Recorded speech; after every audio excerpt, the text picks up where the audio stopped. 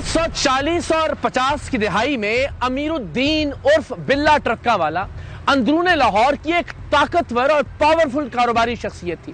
Goods transport سے جڑا ہوا امیرالدین عرف بلا ٹرکا والا کا کاروبار ملک کے طول و عرض میں پھیلا ہوا تھا، لیکن اس کاروباری شخصیت کا جرائم کی دنیا سے رابطہ کیسے ہوا، قاتل اور مقتول کب اور کیسے ایک دوسرے کے آمنے سامنے آئے، اور پھر کس طرح سے لاہور کی سب سے بڑی اور پرانی دشمنی کی بنیاد پڑی۔ یہ جو آج گینگ وار آپ کہہ رہے ہیں نا، اس کے پس منظر میں سب سے اہم بات یہ ہے کہ یہ جب اس کا آغاز ہوا ہے نا، 80s کا مڈ تھا، یہ 82-83 سے چھوٹے موٹے پیمانے پہ، لیکن اس کے بعد 85 سے 90 کے دوران جو ہے نا، یہ 5 سال ایسے تھے جس دوران یہ اپنے پورے عروج پہ تھا۔ آپ پہلے ان کا بلا ٹرکوں والا کا بیک گراؤنڈ سمجھ لیں۔ لاہور میں جو اندرون شہر وارلڈ سٹی جو ہے، وہاں 3-4 مختلف سپیلز میں چودراہٹ آئی ہے۔ 80s میں چودراہٹ شروع ہوئی۔ چودھری کیا کرتے تھے کہ چودھری اپنے ڈیروں پہ مختلف مخالفین کو بلا کے، مختلف پارٹیوں کو جو متصادم گروپ تھے ان کو بلا کے، متحارب گروپ سمجھ لیں، متحارب گروپ بلکہ زیادہ اچھا ہے، متحارب گروپ جو تھے ان کو بلا کے ان کے فیصلے کرواتے تھے۔ مطلب it was sort of panchayat, jirga Khyber میں ہوتا ہے، وہ جرگا کرتے تھے پہلوان، اور ان میں اتنی رقابت تھی، اتنا مقابلہ تھا کہ وہ کہتے تھے کہ فلاں پہلوان جو ہے وہ کوئی مجھ سے چودراہٹ میں فیصلوں میں آگے نہ نکل جائے۔ یہ دوڑ تھی۔ بیسیکلی ان کا بیک گراؤنڈ یہ ہے کہ وہ چودھری لوگ جو تھے وہ چاہتے یہ تھے کہ جو بڑے اہم معاملات ہیں، شہرداری، اسے شہرداری بھی کہتے تھے، وہ یہ بڑا ٹپیکل ٹرم تھی شہرداری۔ یہ شہرداری میں ہم لوگ جو ہیں نا کہیں پیچھے نہ رہ جائیں۔ ایون ان کا ایک شخص کو جیل جاتا تھا نا، تو جیل جا کے، اب جیل تو عام تھی ان کے لیے، چودھریوں کے لیے، وہ جیل جاتا تھا تو اسے کہتے تھے کہ یار تو ایسا کر کے جیل کا کھانا کھا لے۔ مطلب آپ سمجھے اس کی سنسنی کتنی ہے، شدت کتنی ہے اس میں۔ وہ کہتے تھے کہ یہ جو کھانا میں کھاؤں گا تو میری رہندی نہیں۔ اب یہ پنجابی کا ایک ایسا جملہ ہے، رہندی نہیں، جس نے چودراہٹ کو جو ہے نا وہ پروان چڑھایا ہے۔ چودراہٹ کی بنیاد اور سیڑھی جو ہے نا وہ رہندی نہیں ہے۔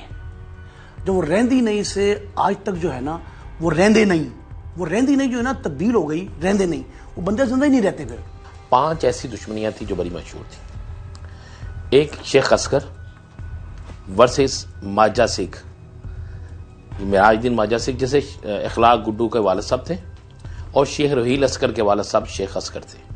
اسی میں نورا کشمیری آیا، اسی میں بابر بٹ لکھو ڈیری آیا، اسی میں شوکت بٹ آیا جو اس وقت ایم پی بنے ہوئے ہیں۔ بس ایک دشمنی یہ تھی۔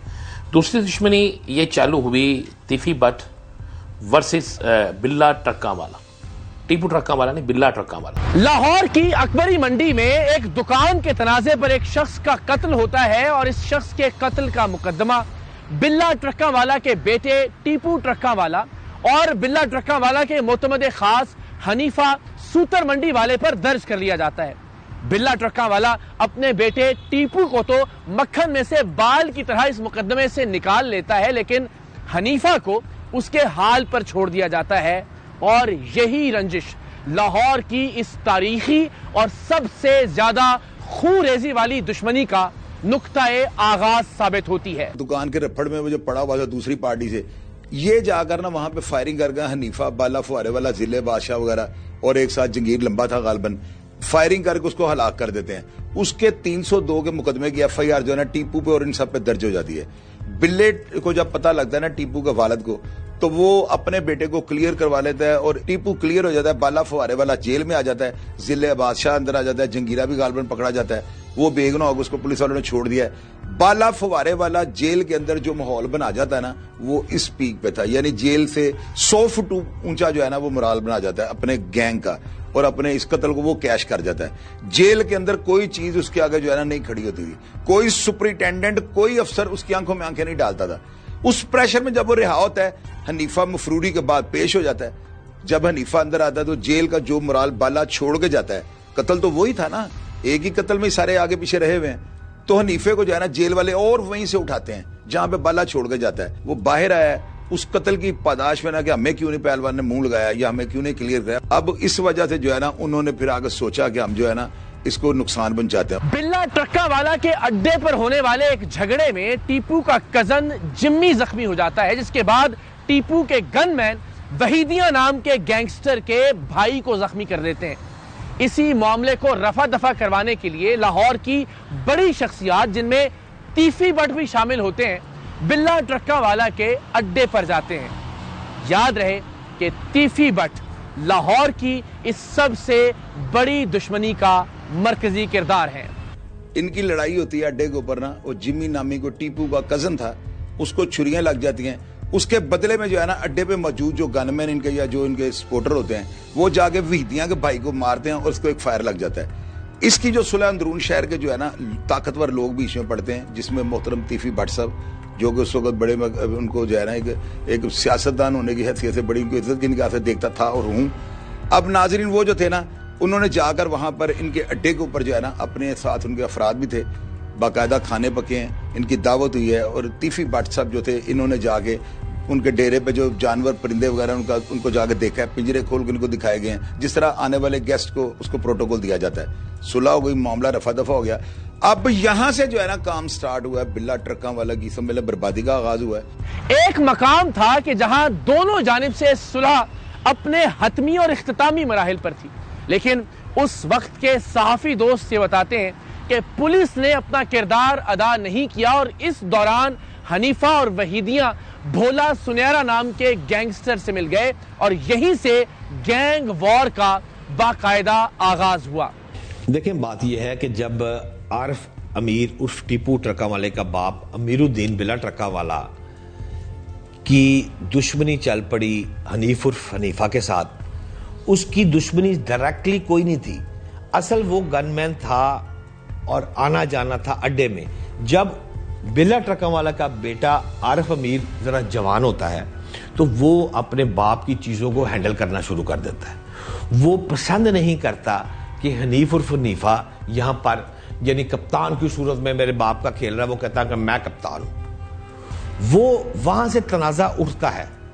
جب تنازع پہلی دفعہ عارف امیر عرف ٹیپو کا حنیفے سے چلتا ہے تو بلا ٹرکا والا صلح بھی کرواتا ہے اور کہتا ہے تم دونوں میرے بچے ہو. یہاں سے معاملے کو سالو کرنے کی کوشش کرتا ہے. جب یہ لڑائی بڑھتی ہے تو پھر آپ کو یاد ہوگا ایوان عدل میں ٹیپو پر قاتلانہ حملہ ہوتا ہے تو 5 افراد وہاں پر قتل ہو جاتے ہیں. ٹیپو مجسٹریٹ کے کمرے میں چلا جاتا ہے اور بچ جاتا ہے. جب ٹیپو بچ جاتا ہے تو واپس اپنے اڈے پر آتا ہے تو اس کو بہت رنج ہوتا ہے کہ میرے 5 بیسٹ فرینڈ جو ہے وہ مرڈر ہو گئے ہیں. پھر وہ پولیس کے ساتھ مل کر ایس پی سٹی ہوتے تھے، ایک ڈی ایس پی ہوتے تھے، اب مرحوم فوت ہو گئے، ان کا نام نہیں لینا چاہتا، وہ بھی ذرا بڑی اللہ کی رحمت تھی اس موقع پہ، جو مرضی کروا لو ان سے. لہٰذا وہ شالمی چوک میں جا کر وہ پولیس والے وہ ایس پی سٹی جو تھے وہ ریڈ کرتے ہیں اور شفیق عرف بابا اور حنیف عرف حنیفے کی خواتین کو لے کے تھانے چلے جاتے ہیں. اب جو کرمنلز ہوتے ہیں نا یہ آپس کی لڑائی تو ٹھیک ہے، لیکن اگر ان کی خواتین تھانے چلے جائیں تو یہ پاگل ہو جاتے ہیں. اب ایوان عدل کا واقعہ، ایوان عدل کے بعد اب یہ کام بڑھ گیا ہوا ہے. اب یہ ناجی بٹ، بھولا سنیارا، یہ گینگ بڑھتا جا رہا ہے. یہ سارا گینگ ان 4 افراد جو میں آپ کو پہلے گنا چکا، بلا ٹرکا والا، الیاس، بارڈر، پیلا پلوان، ان کے مقابلے میں ینگسٹر کا وہ بزرگ ہیں. یہ ینگسٹر جو ہیں یہ سارے ایک علیحدہ گروپ میں شامل ہوتے جاتے.